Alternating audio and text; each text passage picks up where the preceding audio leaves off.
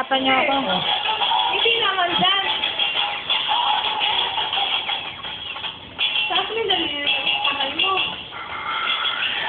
Ba't ako kasi ang kumukuha nito, di ba? Anak ka ng toka, di ba? Medyo yung tsura ko, di ba? Silbi! Ilagay niyo kasi dun sa sa table. O, ulit. Ayun na, pagod na. Silbi!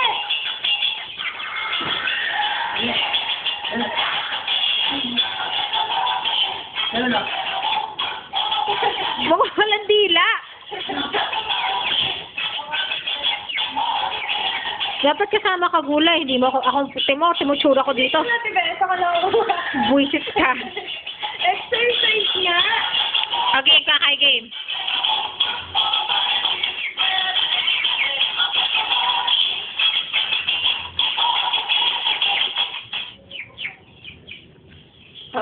Talaga eh, no? Pagod na siya.